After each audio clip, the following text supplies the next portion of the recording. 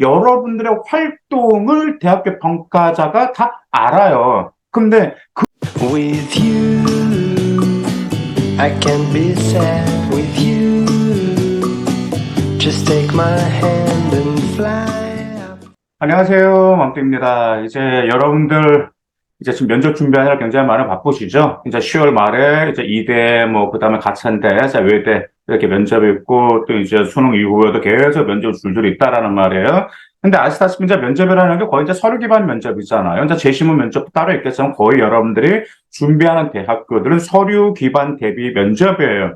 그래서 이런 질문을 많이 하시는 분들이 계세요.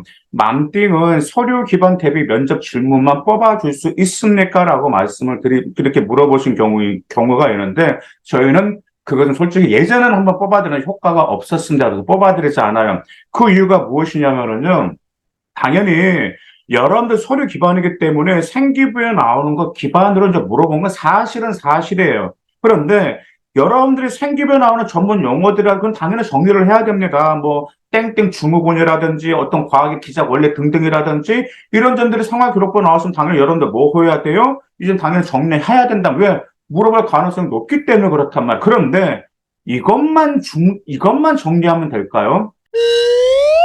면접관이 생활기록부에는 용어만 물어보고, 그 다음에 활동이 무엇인지, 그 다음에 실험 과정이 무엇인지, 그것만 물어볼까? 그런 것은 여러분들 충분히 할 수 있어요. 여러분들이 생활기록을 딱 펼쳐놔보세요. 생활기록을 딱 펼쳐놓으시면, 여러분들이 했던 활동, 거기서 내가 뭐 했지? 이 점도 여러분들 충분히 여러분들 할 수가 있단 말이에요. 그 다음에, 어떤 과학 기작 원리라든지 어떤 반도체에서의 어떤 그 기술적인 그 원리라든지 일단 반도체 8대 공정에서 여러 가지 용어들이 있을 거란 말이에요. 그런 점들 여러분들이 일단 생기로 나왔으면 그대로 조사하면 됩니다. 그런데 그것만 정리하면 될까요? 전혀 아니다라는 점 여러분들 기억해 두셔야 돼요. 제가 한번 보세요. 작년 기준으로 작년에 제가 컴퓨터 공학과하고 소프트 계열, 그다음 인공지능 계열학과 면접 준비를 이제 제가 해드렸는데, 일단 그 학생들이 항상 그러거든요. 면접에 끝나면 맘띵은 물어봐요. 뭘 물어봤는지 물어봤는데, 대체 뭘 물어봤을까요? 당연히 컴공이니까 소프트웨어와 인공지능이니까 그와 관련된 전공 적합성 당연히 물어보죠. 근데 그 전공과 관련된 활동만 물어보지 않았습니다. 이렇게 물어봤어요. 첫 번째, 이론 경험이 있는지 이론 경험에 대해서 물어봤어요. 어떤 이론 경험. 그럼 이론 경험을 물어보나서 끝난 것이 아니에요. 이론 경험 아니게 답은 그 이론을 제가 어떻게 했고 어떻게 이론 경험이었다. 근데 두 번째로 꼬리 무게지는 뭘 물어보지 않고 그 꼬리 무게지이 그 경험을 통해서 창의적인 부분을 어떻게 키웠는지 물어봤단 말이에요.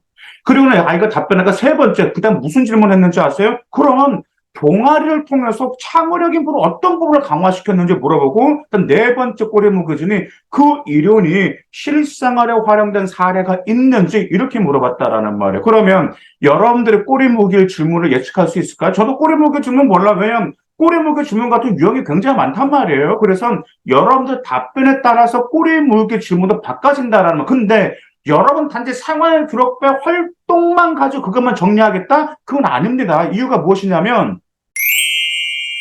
이미 대학교 평가전 서류평가 했어야 하는데 서류평가 끝났다라는 말이야. 서류평가 끝났다라는 말은 말 그대로 뭐냐면 여러분들의 활동을 대학교 평가자가 다 알아요. 근데 그 활동만 정리하면 될까요? 그 다음 거기에 관련 전문 용어만 거기에 관련된 전문 용어만 정리하면 충분할까요? 절대 그렇지가 않습니다. 그 다음 두 번째가 무엇이냐면 전공과 관련 없는 질문도 물어봅니다, 여러분들. 여러분들 생기부에 보면은 자기 전공과 관련된 것이 나오니까 그것만 준비하면 되겠지라고 생각하시는데 절대로 아닙니다. 작년에 나왔던 것만 제가 말씀을 드려요. 작년에 의학계열을 지원한 학생이 있었습니다. 의학계열을 지원한 학생인데 면접관에 뭘 물어봤냐면 그 학생이 교복운영위원회로 활동을 했어요. 그래서 생활기록부를 보니까 교복운영위원회로 활동했는데 교복 선정에서 본인의 의견은 어떻게 반영됐죠? 이 점 물어봤어요. 또 컴공과 지원한 학생이에요. 컴공과 지원 여학생인데 거기에 좀 할머니가 아프신 게 기록 좀 나왔습니다. 행특이. 근데 뭐라 그러나 할머니가 어디 아프셨어요? 그럼 할머니가 아프다면 학업을 좀 지장을 받았었던데 그 지장을 어떻게 받았고 어떻게 극복했죠? 이런 질문도 물어봤어요. 그다음 또 작년에 그 건축학과 지원한 그 여학생에서 건축공학과 지원한 여학생이었는데 그 여학생 같은 이 점 물어봤어요. 봉사활동 유기견에 관련된 활동이 나왔다면 유기견에 좀 관심이 있더라고. 그래서 유기견에 관심이 많은데 유기견 활동을 왜 했고 이것이 왜 본인에게 의미 깊은 활동이지? 이 점을 물어봤단 말이에요. 이 외에도 굉장히 많아요. 그러면 이 점 한번 봐보세요. 이 점만, 이 외에도 굉장히 많은데 이 점만 보더라도 이게 전공과 관련 있는 질문입니까? 전혀 아니에요, 여러분들. 내가 여러분들 그 말씀을 들을 때 여러분들은 전공과 관련된 활동만 준비하면 되겠다라고 생각했지만 그게 아니고 전공과 관련 없는 것도 물어봅니다. 그러다 보니까 생활 그렇고 모든 것을 여러분들이 실전처럼 답변하면서 피드백으로 꼬리물개 질문을 어떻게 돌아가는지 이 점 여러분들이 리허설에 필요하다라는 점을 기억하실 필요가 있어요.